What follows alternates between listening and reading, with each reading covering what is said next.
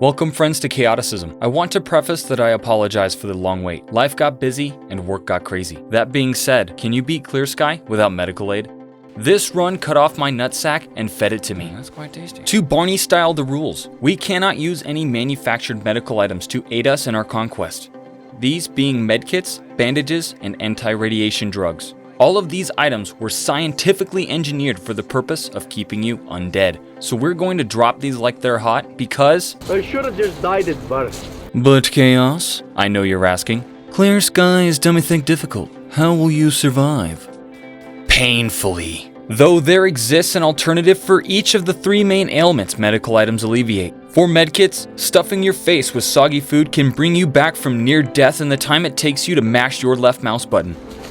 However, these items are very heavy and not at all effective. Radiation, like most problems, can be cured with alcohol, as the vodka in the zone was specifically made to expunge this affliction in just a few bottles. The downside is that your screen starts swaying as you get drunk, but this was a non-issue as I ran into very few pockets of radiation. And now bleeding.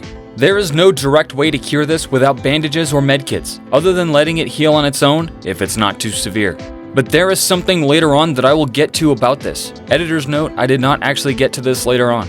I seem to have run into a glitch whereby if you're bleeding like a stuck pig, getting shot again may reset your bleeding status to a less severe or sometimes negligible level, essentially curing your hemorrhage with a healthy serving of bullet cereal. And no shit, we're playing on master difficulty, because if you can't beat the game on that, you may as well not play at all. Save scumming is, like always, banned and highly ill-advised. Now for an added bonus, because I like torture, this run would be too easy if we just asked the new technicians of the game to make our guns pinpoint accurate and suits impenetrable. So we'll be going on without the aid of technicians either, like the superior Shadow of Chernobyl intended. The beginning of the game builds up mercenary Chad here to be genetically superior to other men, being immune to the deadly effects of blowouts, but only twice. So we drop that plot point in the trash quicker than I make excuses for neglecting my YouTube channel. With a shotgun in our hand and a good luck kiss, we're now asked to, voluntold to take over the entire swamp region from the Renegades, because the Clear Sky faction is a bunch of nerds, not bruisers, and head off to the pump station to start the first mission of many. Caution carried me through the pump station, and as luck would have it, the game pitied me before I had my first chance to cry, as the Clear Sky fighters managed to hold their own and take over the swamps, leaving me with the monumental task of taking over the Renegade base alone.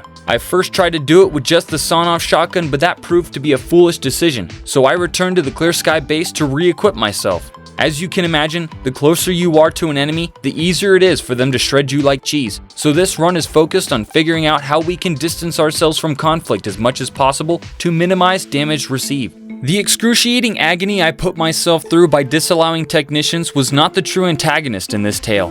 That title belongs to this bullshit right here. Blood loss is the true bane of any Clear Sky playthrough. Bleeding is love, bleeding is unlife. Once this bad baby starts flashing, that's when the anxiety starts smashing our will to continue playing. I'm no expert on the bleeding mechanics, but as long as you can't hear your heart beating its way out of your chest, you're usually fine. Sometimes severe bleeding can develop into hemorrhaging, meaning it doesn't cure itself over time, but this was rare for me to develop without also dying anyways. After taking over both the Renegade base and the pass to the cordon, because shot shells are more effective at range than slugs, we're asked by the developers to walk across a no man's land with some private sitting behind a machine gun nest, just raring to shed some blood. Attempting this is what dum-dums do, but we are wolves in a herd of sheep, so we just to the rear march on out that bitch and take the northern path into the cordon. The loners at the train overpass don't like gamers doing things their way, as walking through them achieves an aggression level equivalent to that of asking someone to put a mask on during a pandemic. So we were relegated to climbing over the fence, which I failed to do. The other side doesn't have a fence. Daddy Sidorovich managed to lose all of his luscious gray hair in the years prior to us seeing him in Shadow of Chernobyl, but he still carries on the tradition of sending us out to piddle about with the military. However, the turns have tabled, and the military is now on the defensive, choosing the most obvious spot to set up camp directly between two enemy fortifications.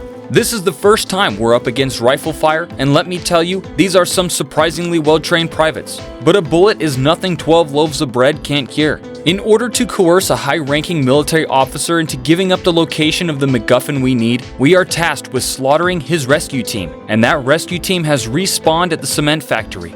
This one little fight is where I had to refine my method for engaging the enemy, as relying on my dwindling supply of bread, meat, and delicious aluminum cans, meant I needed to stop playing like an immortal terrorist and act like the mouse I was.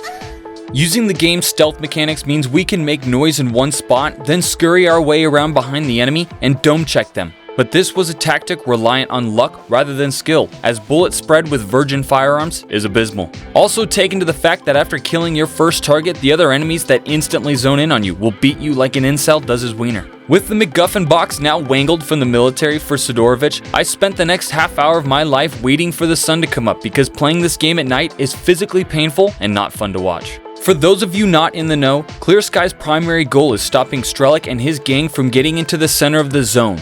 We are tasked with hunting down one of those guys, Fang, who found themselves wandering into freedom territory.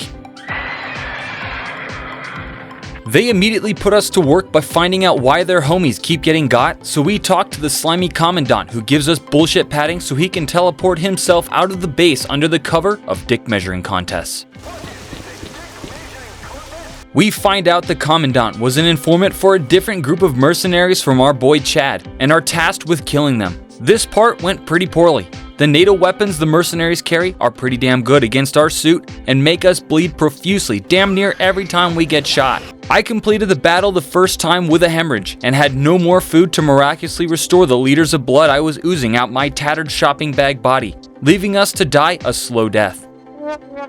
But we come back a second time and wipe the mercenaries off the face of the Dark Valley and fail to save before closing the game out. I'm such a loser. So fuck me, we have to do it again. We complete it this time using better stealth tactics and without bleeding like a stuck pig. The leader of freedom tells us that Fang either conducts business at the speed of light or was retconned mid-game and had actually wandered back into the garbage before we got there. So we leave the beta male hippies behind and follow him to a suspicious basement door. But entering this basement relieves you of all your worldly possessions via blowing you up with what I assume are concussive claymores, a trick that only gets you once, hopefully. After getting blown up, we arise to Lebedev from Clear Sky supernaturally knowing our physical condition and telling us to go to Agroprom to meet up with our boyfriends forever duty. So we make our way in after getting shaken down for a whole 0 rubles as a tax for safe passage. And the bandits smiled as they saw Chad off, his devilishly good looks having convinced them that a mere interaction with our boy was currency enough. So apparently a pseudo-military organization dedicated to stopping the evils of the zone are incapable of handling a mutant infestation, and so we volunteer to ride solo into the mutant lair to flush them out. With new Spazza 14 in hand, we zoom past some basement dwellers and emerge into the controller room. Getting caught by a psychic hijacking causes what I assume is a serious aneurysm that in a normal playthrough may be cured with a bandage. Though I had little time to worry as we sprinted our way into a bandit that surprised me and fixed my bleeding problem with the cure of death. So a few failures later, we emerged victorious without bleeding. Now we needed to raid S.T.A.L.K.E.R's group's hideout, the most spotlit hideout in the entire zone.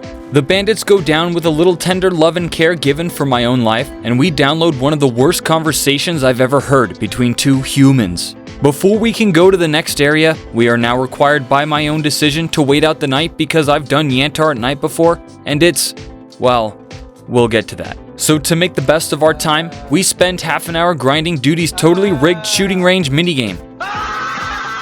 Well, the precision challenge is rigged. The score challenge is great. With some cash in our pocket, we pick up an artifact and follow in S.T.A.L.K.E.'s footsteps to Yantar. I'm not gonna sugarcoat this. Yantar was just fucking horrible. The bunker is under constant attack by Beefcake, practically immune to grenade zombies. I struggled a lot just to make it into the bunker in one piece, as you're getting attacked by over 10 zombies with incompetent NPCs whose only benefit is attracting gunfire. After clearing the surrounding area, you had to be quick to run up and grab the PDA from the dead loners without getting shredded by the pack of blind dogs and their Psydog Alpha, to return to the bunker before another swarm of zombies attacks. It doesn't help that a group of them spawn in the most direct path to the PDA. Just getting to the mission to help Lefty was nothing short of miraculous. After enough suffering to satisfy a Roman emperor, I cut my losses and returned to duty to farm more money as Sakharov is able to sell you a Bulat suit, which doubles my resistance to bullets, costing just under the time investment I gave this run. After a bit of farming, we returned to Yantar. This time, however, all of the loners that guarded the bunker were gonzo, so I had to clean house myself, and let me tell you, this part was insufferable. By the way, the Vintar BC you can pick up in the swamps is completely destroyed and has a spread wider than your mom's legs, compounding the fact it jams every other shot. And I'm sure you've noticed the layer of piss covering our eyes. I don't know why this happened, but sometimes the lab can explode, causing a distortion on the screen and muffled sound similar to this, though this time persisting indefinitely. With the Bulat suit protecting my fragile masculinity and more pride than I care to admit, I run with Lefty and his gang to fix the valves to stabilize the cooling system or whatever for the lab to keep it from melting our brains. However, all of the characters are apparently immortal during this sequence, and it's just an ammo and durability drain. So I let Dearest Lefty's gang do all the hard work, whilst we scavenge the stashes as the zombies are distracted. After completing the repairs, I noticed that one of the loners in the group down the hill has a Vintar BC, the staple of any silent sniper build, and pondered how I could get it. I contemplated doing the deed myself, but I would only die to the other loners, so I simply draw aggression from the zombies and lure them over as I circled around back. Though there seemed to be no remnants of the battle I had just caused, I did find the loner with the Vintar BC dead and claimed my deserved prize with a clear conscience. One risky knife kill later, and we are now in the Red Forest. At the end of the chase sequence, our Vintar BC shows just how rad it is, making an example out of these loners with the power of its dome-checking might. After meeting up with Forrester, we make our way to the tower in the Bloodsucker village to receive a distress call from some mercenaries who are somehow essential in gaining access to the bridge to Limansk. We had to quickly scurry past the Bloodsucker at the base and climb up the tower, but what comes up must go down, and guess what? This Bloodsucker is fucking invincible. The third one we've encountered. In other words, every single Bloodsucker we've seen in this run was unkillable.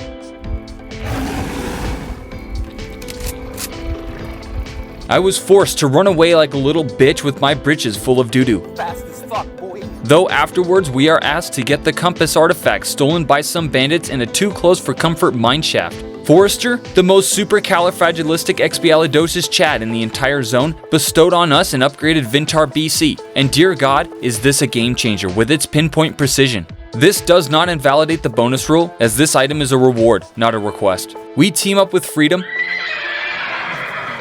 and I use that proper noun synonymously to bait, and take out the military from a nice cozy window. Before leaving, however, we raid a stash at the derelict tank that contains an RPG. I, at the time, thought this would be the second best thing to the Vintar BC, but it ended up being a heavy piece of trash I carried right up until the end. We then clapped countless bandits with true aim and a Left 4 Dead style godspot. I'm going to warn you right now, Limansk was less difficult than Yantar, yet was 50 times more excruciating. Allow me to explain. Limansk is filled with like 5 different ambushes, all being difficult in their own way. This first one normally asks you to do some room clearing throughout this little building with bandits hiding in every corner. Sounds like a Bloody Mary with extra bleeding, right? I thought so too. So in order to dispatch a majority of the bandits in the building risk-free, we just sneakily climbed up the stairs and shot them through the window. Made easier by these fuckheads having no situational awareness. So I slowly waddle my way through the building and pick up a Nito Bandito Mystery Mouska tool. This is a surprise tool that will help us later. After this, we get shot at by some monolith in the windows. They are usually no threat until you get pushed out into no man's land by an NPC trying to exist in the same space as you. We are then forced to quickly waddle our way out of a serious ambush and move on to the military. I first tried to sneak my way around the side and hide behind a dumpster, but this proved to be a bullet hive and left me nomming on most of my food, only for me to clear it and not check my corners like Captain Price taught me to. God damn it! Luckily, my third try was successful by being careful with some non-riveting, unappealingly slow peekaboo. Are you crying yet at the horribly repetitious lack of tying in the challenge rules to the difficulty of the scenario at hand? Well, I'll give you something to truly cry about. Getting shot or blown up on Hamburger Hill here was a near-death sentence. To start out, there are snipers on the construction site that respawn if you are too slow to climb it, as they are infinite, grenades included. Oh, fuck. So I was stumped. How was I to climb Death Mountain with the highest chance of success? After multiple sessions of violent masturbation, I was able to solve my conundrum with the multiplicative clarification of the post-nut variety. I consulted the Stalker wiki once again, and yet it still fails to fail me. You can bypass the sniper section by doing a little parkour up the right side of the hill. Getting my fat ass up took a few seconds between each jump, but I made it and began culling the monolith from this region. Grenades were a partial issue as most of the time they stayed behind the wall, but sometimes, just sometimes, they made it past the wall, causing me to ninja run my way to the nearby tree. The winning tactic was just to be patient and run from the grenades. Using our Vintar BC and Obocon, we cleared out the main force, taking risky yet necessary peeks around the wall for the monolith. Eventually we got to the point where the main force remained in the building just running around like twats, and before you know it, we had the enemies dead. Next was the final section of Limansk proper. This just requires you to clear a handful of monolith and shut down a trap. One jump scare had me fart myself. But I survived and now found me in Limansk Hospital. Fuck this place. A little less than Yantar though. The rule of 3 persists, dividing Limansk Hospital into 3 similarly looking, though gimmick differentiated arenas. Can everyone say, "Oh, toodles"? Pull out your grenade launchers with over 30 grenades and get to mowing. The first section requires us to run along the halls on the side, dodging machine gun and sniper fire, with occasional groups of enemies spawning across the way. Once I got to know the spawn patterns, it was easy to eliminate the enemies as 1 or 2 grenades would dispatch the whole lot. After this, we are faced with an entire open area that a helicopter hovers over and attacks us from. I personally think this boss fight is the single least gay thing in all of S.T.A.L.K.E.R. Sky. My first entry into this arena saw me get Eiffel Towered to death, sending me back to before the machine gun nest and add a few more deaths to the counter. Though I was prepared the second time around and managed to stealth kill like most of the enemies. Remember that rocket launcher I picked up multiple hours ago and needlessly lugged around with me? Yeah, I finally used it here, though it only takes off 2/3 of the helicopter's HP. What the f? Though it's not invulnerable to bullets. And now we find ourselves at the last section, which was the easiest.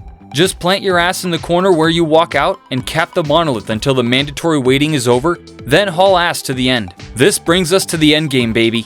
We've returned to the back 40 of the CNPP. We now needed to snipe S.T.A.L.K.E.R. with our absurd 100 shot capacity Gauss rifle, the gimmick being that S.T.A.L.K.E.R. is protected by the psi helmet and we need to disable it by shooting it with said experimental Gauss rifle. By the way, we also have the FN 2000, but just toss that thing in the trash, it's useless. Trying to play this sequence normally led me to banging my head on my desk more than I care to admit, as the moment you try to progress through the first teleporter ends your life through bleeding via multi-projectile penetration. After watching Lebedev run his mouth more times than I've even launched Clear Sky, I dropped a quick save upon spawning on the bridge to conserve my sanity. If I said S.T.A.L.K.E.R. moonwalking up the ladder and restarting his animation was a surprise to me, I'd be lying through my teeth. This gave me a little extra time to wither away his life bar, though the forced perspective of S.T.A.L.K.E.R. jumping off the ladder still proceeds, spawning us almost immediately into the line of fire from a sniper that managed to give us a severe hemorrhage every single time. If you thought I was screwed though, you don't know the Stalker series because there's usually a way around every problem. This solution was just low crouching and clambering away. Upon doing this, the sniper seems to get confused and allow you to put a bullet in his skull. After this, you're free. But this series of crazy events is not enough for us to end S.T.A.L.K.E.R. before he gets to the part of the bridge you can't hit him on. So unfortunately, we have to go through the teleporters. The first spot I already explained, but if you kill the guys at the end without taking a grenade or going into bleeding, you can usually grenade spam the guys who spawned by the teleporter and zoom in without too much issue. The second teleporter puts you on a straight and narrow bridge you just need to zoom through without looking back, as a monolithian will spawn behind you and shoot if you hesitate. The third and final area we need to go through is a wide rooftop with grenade spamming enemies we need to clear out. Don't mind the occasional blowout from the orgastic CNPP, it just wants us dead. After managing to clear out all the enemies up here in my 11th attempt at this wacky ending sequence, I had used up every last bit of food I possessed and managed to score the final shot on S.T.A.L.K.E.R. But that is not the end. We still have to wait for the final cutscene to occur, and my hemorrhoids were very much still killing me. Sweating, groaning, and anxiously swallowing as I painfully watched my life tick down at an aggressive rate, the cutscene starts, but I still worried, as you can die in cutscenes. I sat white-knuckled on the keyboard as the final cinematic reached catastrophic levels of shaky, but we lucked out. The ending cutscene played, and giving us the satisfaction of completing Clear Sky without medical or mechanical aid. This run was more hurtful than harsh language. Thank you for your continued love as I try to get back in the saddle after the loss of my laptop, previously edited footage, and swaths of free time. Take care, and don't forget that you have vacation days you should take that your job will advise you against.